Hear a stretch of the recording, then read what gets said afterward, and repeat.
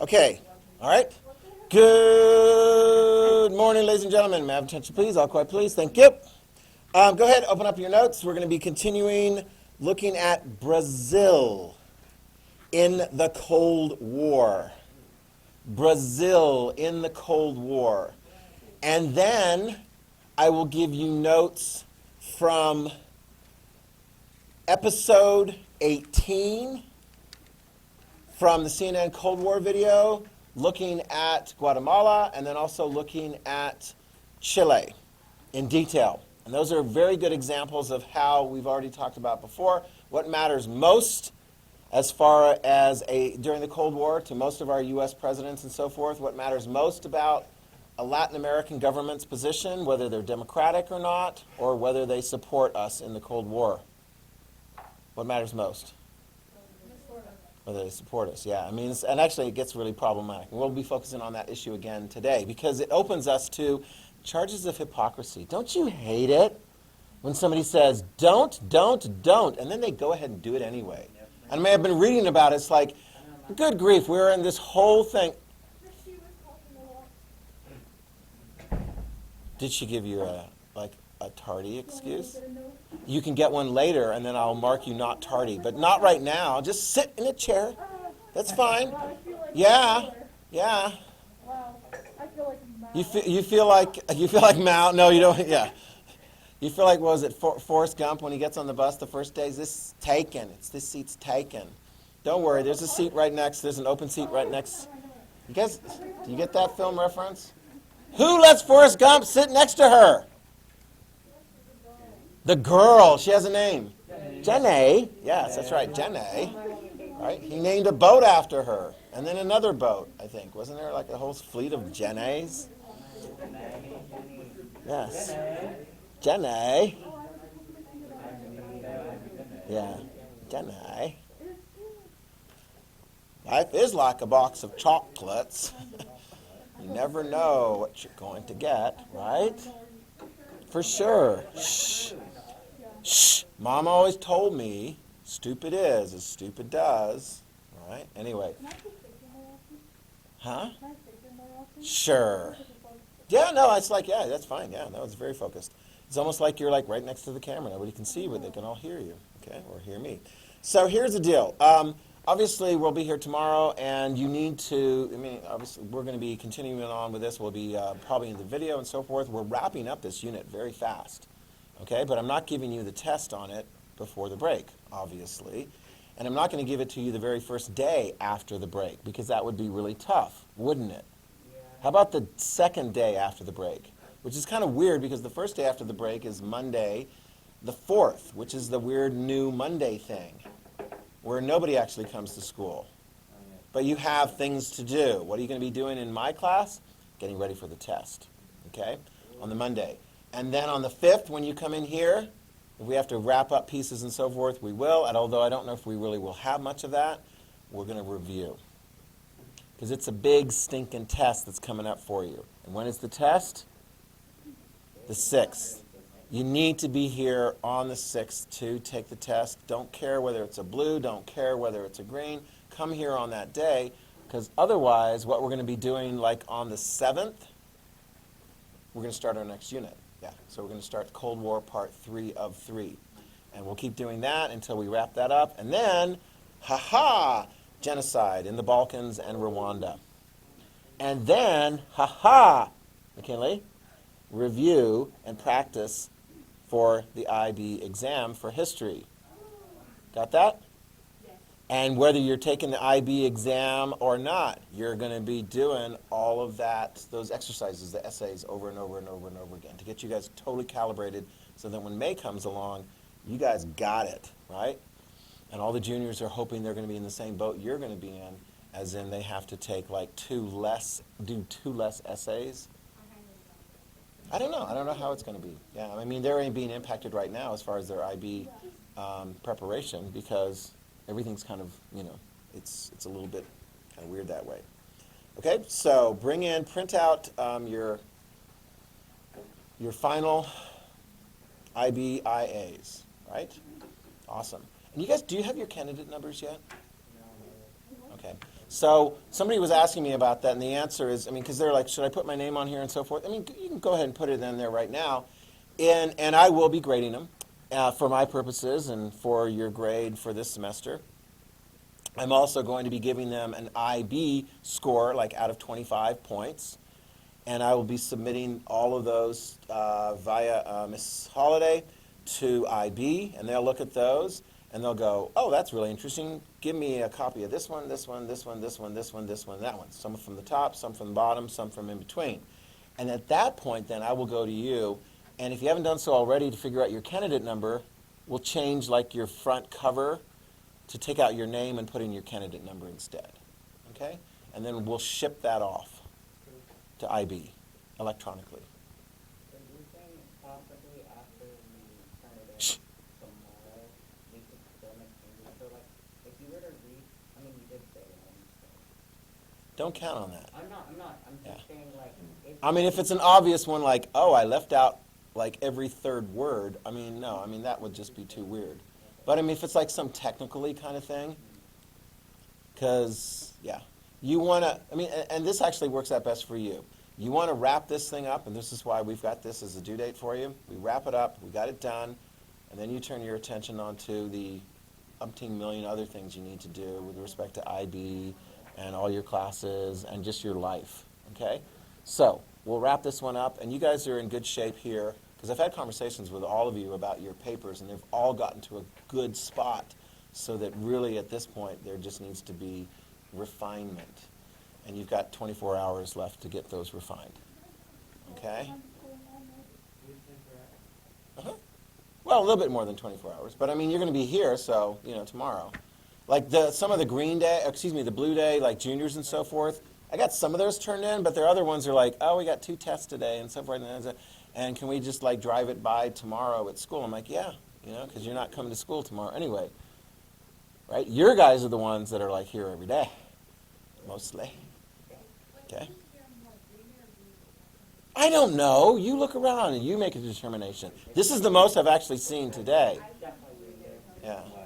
This is the most I've seen. Because I actually can get 2 more people in here. We're literally here every day, like all the Green Day. Yeah. There we go. Ooh, we got a little rivalry going here, right, between the Jets and the Sharks. Woof. It's going to be like a smackdown. It's going to be a gang fight at the dance, except there's no dances. Yeah, Red Guard versus Rebels. There we go. Factional warfare. And then I'll come in, I'll send my dictatorship teams in and say, no more fighting. And then we'll like put you on buses and we'll send you out to like some farm for 5 years. Woohoo, yeah, you'll be like, that actually sounds good. I wouldn't mind that. All right. Yeah, there we go. Yeah. All right. Here we go. You guys ready? Brazil. Let's look at Brazil. All right.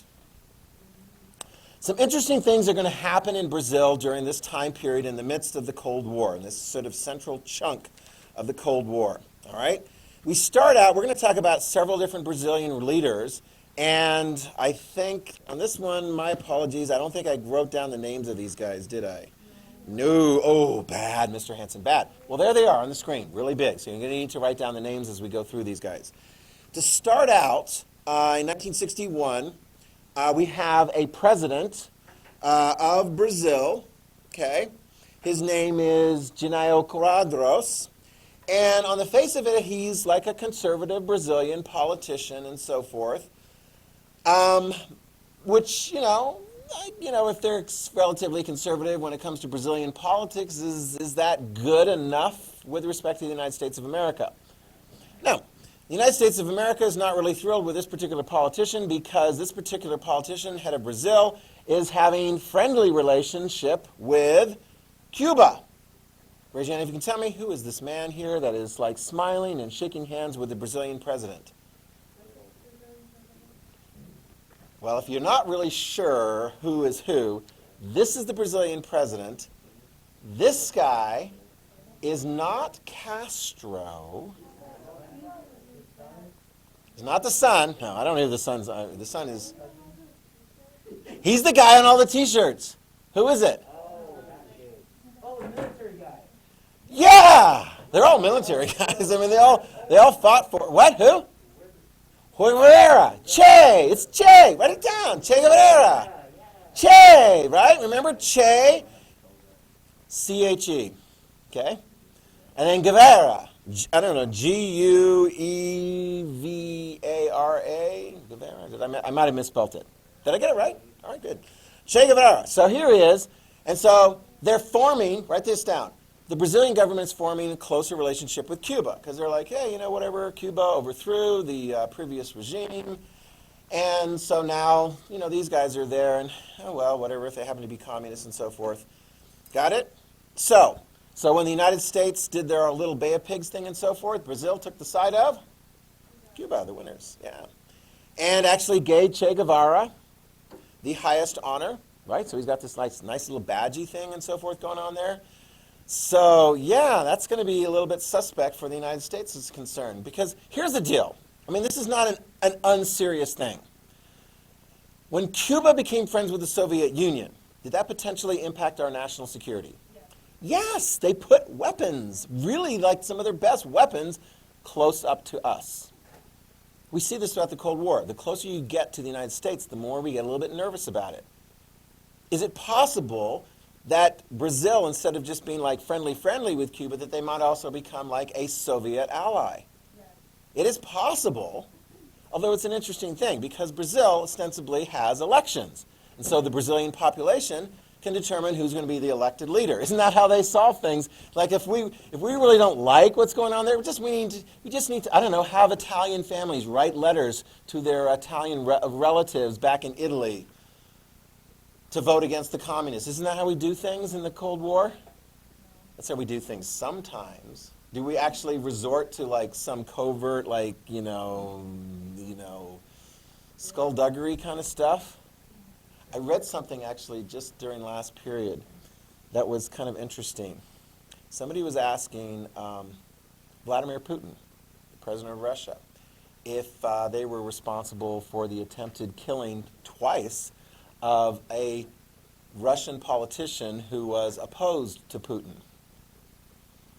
And Putin was like, no.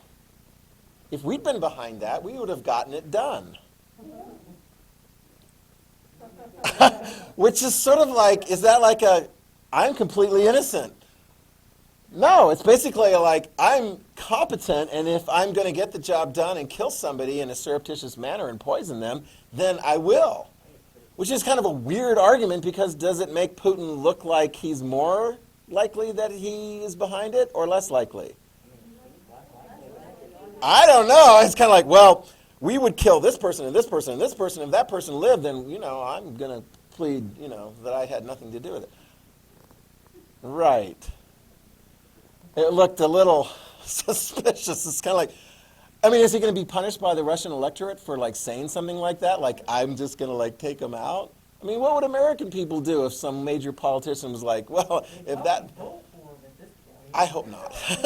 I hope not. I hope not. I hope not. I hope not. It's kind of like, when Ronald Reagan, assassination attempt against him, it was some guy trying to impress some actress, Jodie Foster. The guy ended up in a mental institution for a long time. He was found not guilty because of mental insanity, although he's free now. He's safe. But, you're not going to have Democrats going like, yeah, we were behind that. Actually, we weren't behind that, because if we were behind it, we would have killed them. That's just crazy. Anyway, so here's the deal. Let me see, when does this one come in? 1961. We got a new president in there, okay? So we get a new president in shortly thereafter, and here he is. I'm not very sure.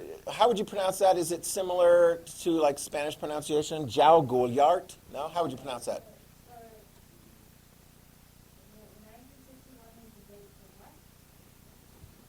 So we got Quadros in there.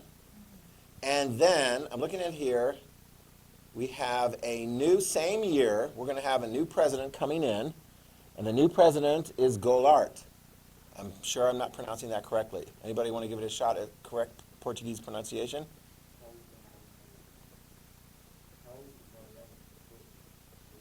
Goulart? How? Yeah, it's like, it's not J-O-I-O-I. That's not it at all. That's a complete fumble. But anyway, here he is. He's the smiling guy. He's the smiling guy. So does the United States, he was the former vice president, now he's the president. He's the smiling guy. Are we thinking this is an improvement over the last guy? Or is this like same old, same old? He seems nicer. So what can we tell about the company that he keeps? Can we trust him? Is he going to be like, is he suspicious as far as Cold War things? Who is this one? Who is it?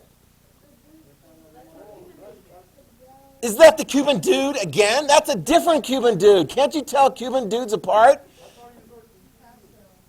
He was originally Argentinian. This is true. Okay, very good. This is Castro. Very good. This is Castro. He's seen the what is it, the Motorcycle Diaries or something like that? Anyway, there's a movie. It's a very favorable movie about Che Guevara because he started out as a doctor and ended up as a revolutionary. Ended up helping the Cubans fight. Ended up dead in Bolivia. Anyway, so Castro, okay? Castro is friends as well with the Brazilian government. And so the United States downgrades our relationship with Brazil. We reduce the amount of money that we're giving them on their weekly allowance. No, not their weekly allowance. What was that program that President Kennedy created where we gave money to Latin American countries? Thank you. Alliance for Progress. There we go. We're not going to give you as much money on their Alliance for Progress because you're like too friendly with the Cubans. And we don't like the Cubans because they've got a communist government. Got that? Is that all we're going to do? We're not going to give you your allowance? Bomb them. What? No, we're not going to bomb them. That's too overt. How about covert? Shh. Covert. Support who? Support this guy right here, Castillo Branco, 1964, military coup. Write it down. There will be a military coup in Brazil. You know what military coups are. We've seen them a number of times. This one will be successful. This is going to overturn the elected Brazilian government and institute military dictatorship. Right? It's a military dictatorship. Got it? So here, it's a clear picture. I'm not sure if this guy was in the military before he became president, but he clearly has the support of the top military and so forth in there. The CIA gives assistance to Branco. We give them support. Okay? We like that guy. Why? There you go. But he's a dictator. Kind of opens us up to a little bit of like, oh, we're on the democracy side, right? It's kind of like what people nowadays are saying, like, I don't want to get into this. I'm just going to throw this out here because I read stuff and like somebody's like, well, we should have masks. We shouldn't have masks. They should be imposed. We should be voluntary. You should encourage people. No, they should be mandated. And so occasionally you'll have like some leading politician who will be behind mandating like some mask requirement and like don't go like hang out with other people at some like restaurant or some bar or whatever. And then when they do that, then pictures show up of that person hanging out with other people without a mask at a bar and they look like a hypocrite, right?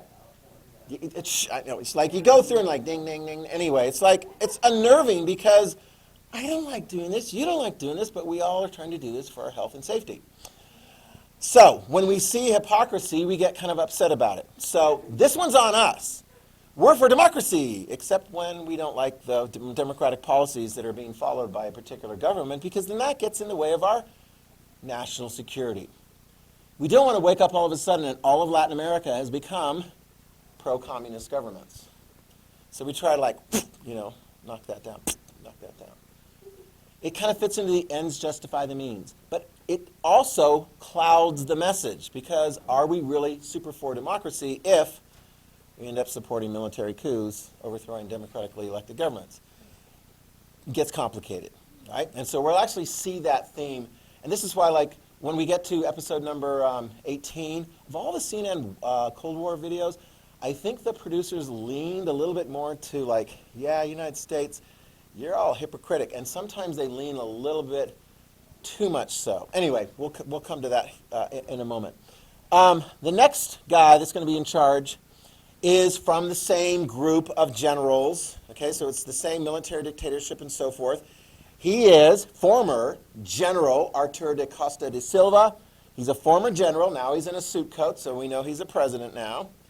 And this is 1967. He comes in, and he is the next president, supported by the military coup, supported by the generals. And can you tell who's the chum? It's a little bit of a side profile in 1967. Who's shaking hands in a very supportive way of Brazil's president? Lyndon B. Johnson, exactly. Lyndon B. Johnson. Okay? Lyndon B. Johnson. This is 67. So President Johnson is our president at that time. He was since the death of Kennedy, and he will have a full 4-year term of his own right, all the way up until January of 1969. So we continue to support them, right? And of course, one thing that they do is to sort of like seal the deal, pro-U.S. trade policies. Write that down. Pro-U.S. trade policies. Obviously, they're not going to get all chummy with the Cubans, so we like that too. Although we were kind of irritated, write this down, they didn't sign the Nuclear Non-Proliferation Agreement. And you're like, what the heck is a Nuclear Non-Proliferation Agreement? It's an international agreement to basically say you're not going to develop nuclear weapons. Brazil sort of wanted to maintain the opportunity maybe to develop nuclear weapons. They're a big country. Maybe they want to. Yeah. 67. 1967. So, I mean, is that all there is to know about, like, I mean, like, what would happen to people who were, like, you know, opposed to a military dictatorship government in Brazil? I mean, if you, like, organize, like, some protests and so forth, yeah, you're going to be, like, put in jail. Like that. Yeah. So, the military dictatorships, they're like, yeah, you know, we'll get around to having an election someday, maybe-ish, sort of. And you see them popping up here and there. Okay? Questions about Brazil? All right. Now, actually, I don't really have much of a slide to show you on the next ones, but what I want you to do, this is going to be, flip over to page 3, episode number 18, and I put this in Google Classroom. I put the link there for the at-home folks and so forth. I'm going to give you the notes for episode number 18. This one's referred to as Backyard. And it's one of those ones that actually covers the whole, pretty much the whole span of the Cold War, 1954 to 1990. And we're going to do the first part, the first 20 minutes or so, leading right up to, you know, our last unit on the Cold War. We're going to be focusing on Guatemala, and we're going to be focusing on Chile. Okay? So we're going to develop this a little bit more here. And so some of this, actually, we did know a little bit about with respect to Guatemala, but I'm going to go ahead and just nail it down, because these are two very good examples of U.S. policy toward Latin America during the Cold War, okay, and how we look to be kind of prioritizing national security concerns at the expense of maybe other stuff, yeah, like, but I mean, it's like, I mean, here's the deal, though. You know, you have to be careful, because sometimes it's kind of like, shame, shame, shame on you, United States, you're using these bad tactics. Like the other side doesn't use bad tactics. They don't try and kill people. They don't try and, like, influence the way sort of things and so forth go. I mean, it's kind of like, how many of you guys have ever tried to make this argument when you did something wrong? You ready? But so-and-so did it. Right? How does that argument go? Is that like your best? Is that your best argument? That so-and-so did it. But so-and-so, exactly, your parents are like, but you're not supposed to do that. Well, so-and-so didn't. If they're older, you might get away with that if they're older, if it's a sibling and so forth, right? You know how it is with siblings. Who gets away with stuff? Younger siblings or older siblings? Younger siblings, because they don't know enough. You're like, they've got you wrapped around their little finger. They look smaller, but ooh. Yeah, I mean, yeah, it's like my wife tells a story about, like, she's got an older brother and a younger brother. If they did something bad, they would get the younger brother to fess up to it, even if he didn't do it. They get the younger brother to fess up to, like, whatever it was that they did wrong. Exactly, or as much. Oh, yeah, I mean, he's like, yeah, you know, either pay him in positives or absence of negative. Oh, yeah, you know what I'm talking about. You do this other way. It's like Lucy and Linus and Charlie Brown. What a messed up family, right? If you know Charlie Brown at all, and you guys are like, I have no idea what you're talking about. Old people cartoons. Lucy is always bullying little poor brother Linus. Say to him, I've got 5 good reasons why you should do something. 1, 2, 3, 4, 5. It's from the Charlie Brown Christmas special. He gets it. And Linus responds, those are very good reasons. Yes. And I think he says something like, not only is Christmas getting too commercial, it's also getting too dangerous, right? Anyway, she's a bully. Man. She's bad. So anyway, is the Soviet Union, here we go, episode number 18. Okay, is the Soviet Union interested in expanding into Latin America? Yes. What's going to be their biggest achievement? Cuba. Very good. It's not like they're going to be trying otherwise in earlier situations. And they can take advantage of discontent in Latin American countries, particularly among poor people who don't like being mistreated by very wealthy people.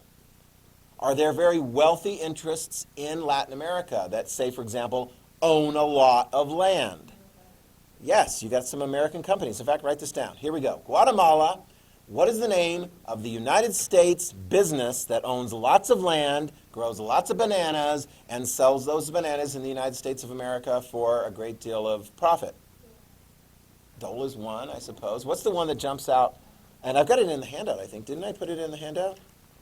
You guys, I don't have it there. But you might remember this one. United Fruit Company. Okay? They're the ones like with the Chiquita brand of bananas and so forth. United Fruit Company. Okay? So this is a little bit of recap and so forth. The guy's name is Jacobo Arbenz, 1950, Jacobo Arbenz. You see the name in your handout there? Jacobo Arbenz is elected as the president. Okay? He's a leftist. Fruit Company. Yeah, United Fruit Company. So Jacobo Arbenz is elected. He's a leftist. And he starts talking about land reform. Okay? He starts talking about land reform.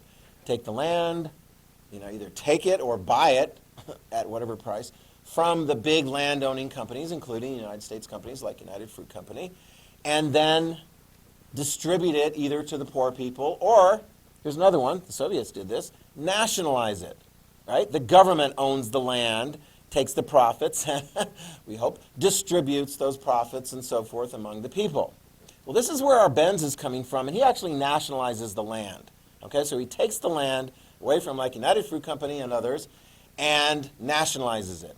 Okay, so the government now has complete control of this. The United States doesn't like it. Obviously, United Fruit Company hates it, but the United States is getting concerned. Here we go. 1954, you have the Secretary of State. This is under Eisenhower. The guy's name is Dulles. John Foster Dulles. And he's criticizing Arbenz. And not only are we criticizing publicly what Guatemala's government is doing there, we're starting to get organized. We're organizing. We identify people who would help us in Guatemala to overturn Arbenz. And if we're not sure that we can necessarily win the next election, because sometimes it's tough. Because sometimes when somebody wins an election and they're in charge of administering the next election, you know what they do? Yeah, they cheat, lie, and just make sure that the election's never going to turn against them. I mean, that happens. It's not a very democratic process. I hate it when that happens. So, if it looks like that might happen, or even if it's not going to happen, here's what the United States does. We identify and organize opponents. Okay? And what part of the United States government, Trenton, what part of the United States government is going to be playing the lead role in this effort to get a better result in Guatemala? 3 letters. That one, the CIA, Central Intelligence Agency. So we're going to have the CIA involved in a lot of these activities. They keep it secret, right? So if you ever go up to somebody and go, hey, do you work for the CIA? They will not tell you that they work for the CIA. They will tell you that they work for something else. Because you don't say you work for the CIA until after you work for the CIA, because that's giving away, they're trying to keep everything secret, right?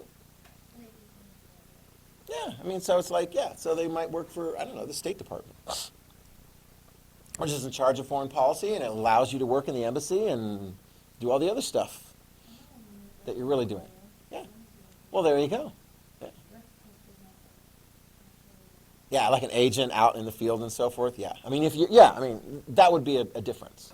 Yeah, yeah, yeah. No, and I've got a great CIA story because one of the guys that I worked with when I worked in the Boise School District, he was a former CIA, and then he became an econ teacher at Bora. Okay, I got some more great stories for you. But anyway, so yeah, the CIA is helping to organize. Here's who they identify as potential allies. First, the Catholic Church. The Catholic Church, because the Catholic Church is traditional, they're steeped into the history of Latin America. They don't really take kindly to leftist positions very much, and certainly not communist positions. The Catholic Church, think tradition. And they actually get a lot of peasants who are not happy with the way things turned out. So if you can identify a lot of peasants who are Catholic, not happy with the government, maybe some of them who have actually been kind of like, not happy with how things go, organize them. And they do. And it works. Arbenz is shunted off into exile in Guatemala. Guatemala was a success for the CIA. Arbenz is gone. His supporters, like 9,000 supporters, are arrested. Che Guevara and others who were operating in that region and so forth, they fled. Later, of course, those guys are going to be successful in establishing control of Cuba. But they got some of their early experiences in the situation in Guatemala. Okay? We know about the big event in Latin America in 1961, where John F. Kennedy gave support, but perhaps not enough, in the Bay of Pigs effort to overthrow the Cuban Castro government. Okay? They had, but from that point on, we're going to be using, I don't know, do we actually have some territory in Central America at that time? Let's see if we can identify this. Where? Exactly, yeah, the Panama Canal. The Panama Canal zone we use to help train counterinsurgents, okay? They train in the jungle, and then we send them into various different areas to operate. Here's 4. Write these down. We're going to send these guys to get into various different places in Latin America to overturn left-leaning type governments. Here's the first one, Dominican Republic. Okay, 1965, we'll actually have help to overthrow communists in the Dominican Republic. Venezuela. Colombia, Peru. Now it gets very interesting here, and you'll hear. I think this is part from a Castro interview, because does Castro want to spread the Cuban Revolution throughout Latin America? Of course he does, and he's not shy about it. Will the Soviets support that? The Soviets say they want peaceful cooperation. The Soviets are just sort of like, if they could get it and knew they could get it, would they get it? I think that's probably fair to say. I mean, they got Cuba. Why not expand? But if they're not going to get it, then, don't pay the price for a failed effort. And we'll see this at times. We're going to see this actually with respect to Chile. Because Chile is going to be asking for help from the Soviets, and they're going to go, I don't think you're going to win. Sorry. Right? I mean, if somebody is drowning in a whirlpool tide, and they reach out an arm to you to grab, to pull them out, but you evaluate that perhaps that arm is going to actually drag you into the whirlpool. How many of you guys reach out and grab the arm? How many of you guys, there you go, you're going to I'm going to take it. It's the right thing to do. All right? Well, then you get sucked down into the whirlpool, which really sucks. How many of you guys are going to be like, I don't know, 9/11 or somebody? It's like, can we get anybody help? Those are tough, tough decisions. For the Soviets, they're like, are we going to help some potential left wing, so forth and so on? The answer is maybe yes, if they can get away with it. Cuba's like, man, we want 100 Vietnams. We want to hit. We hate those darn Americans. Yeah. Dominican Republic, Venezuela, Colombia, and Peru. Okay? Yeah, and so we see this is there any country that is just nothing crazy bad happens, there's no insurgency or crazy things and so forth? I don't know, Costa Rica maybe? I don't know. That's I don't know. But in Latin America, okay? In Latin America, Yeah, so we're talking about Latin America. Che Guevara, what happened to Che Guevara in 1967 in Bolivia, where he's like operating, trying to assist a leftist regime and so forth, leftist effort, captured and shot and killed. All right, next, let's turn our attention to Chile. Okay, in fact, actually, we got the image up here. Let's go backwards.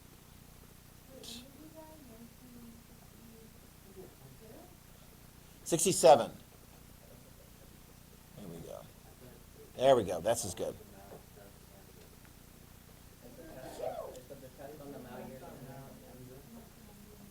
Everything in the packet. 75 questions.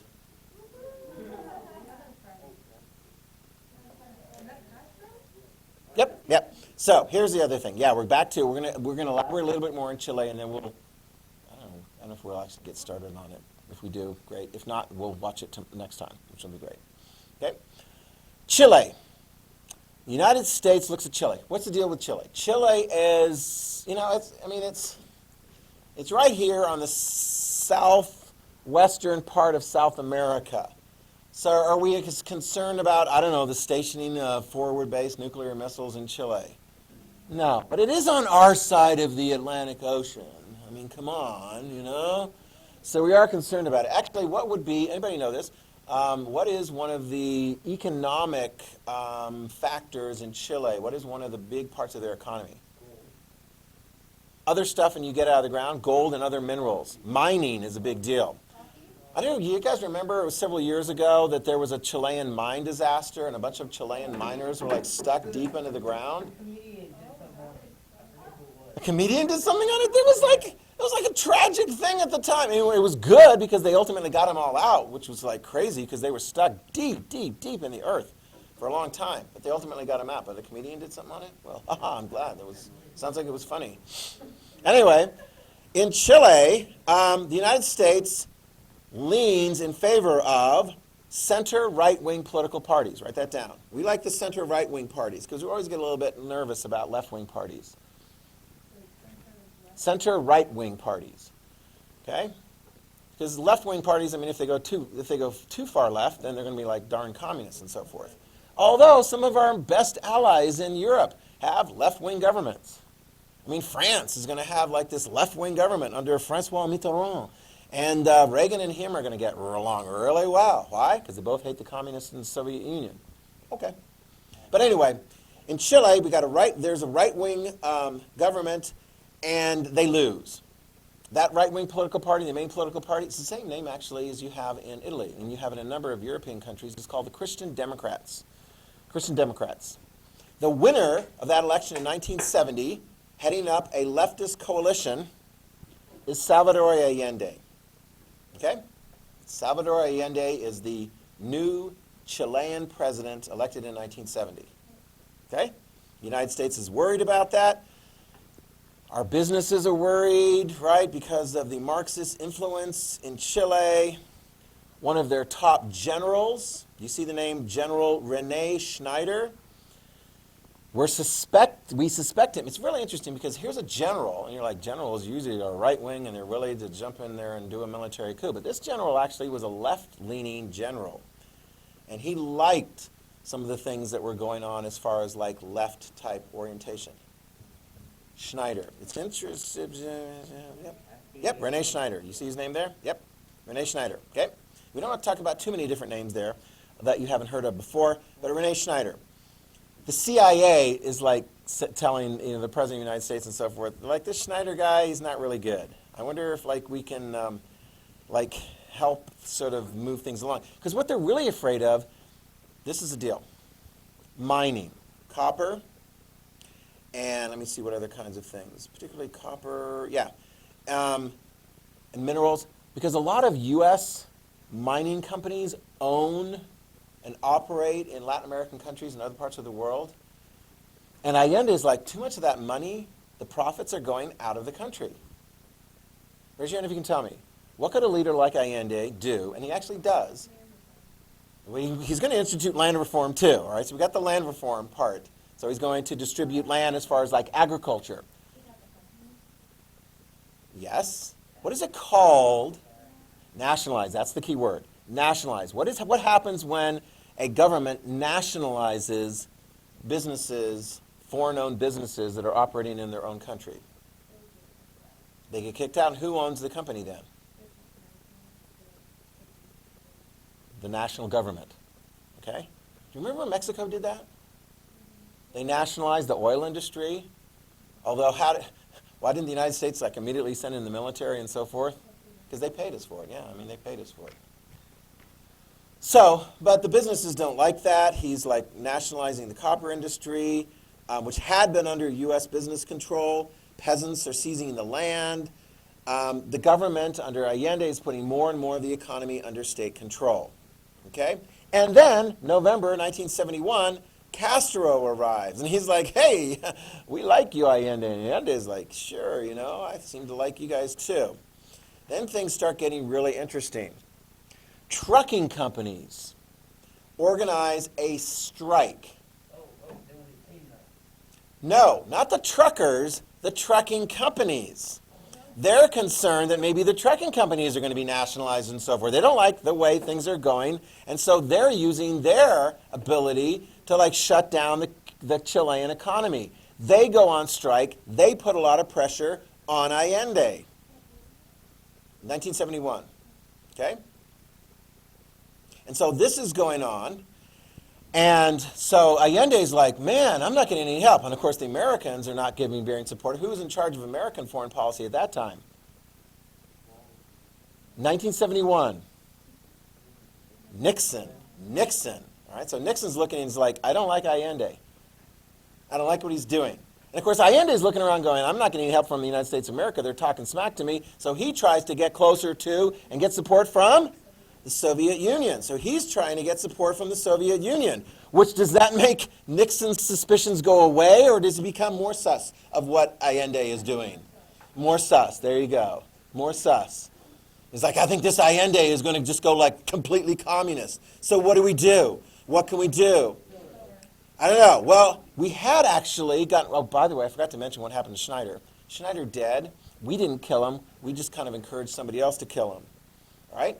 And so who does Allende rely on to appoint as his top person, the military, to make sure that everything's going to be okay? He appoints Augusto Pinochet as his chief of army general. He's going to be in charge. He's going to help support Allende. Right? Right? Wrong. September 11th, 1973. Oh, I'm sorry. June 1973, there was a military coup attempt that failed. A military coup attempt that failed in June 73. But in September 11th, wow, that's an interesting day. 9/11, 1973, Pinochet joins a military coup against Allende and will overthrow Allende. And who will the United States support? Pinochet. Yeah, here's Henry Kissinger shaking hands with Pinochet. I'll hit on some of those points again, and then we'll show the video tomorrow. We'll start Cold War. Yeah, okay? Wipe her down. Head on to your next class. Have an awesome rest of the day, and we'll see you tomorrow, either here or on video. But yeah, I mean, if you're going to be bringing in your papers anyway. Okay? Yeah. I got to remember to print it out. Remember to print it out.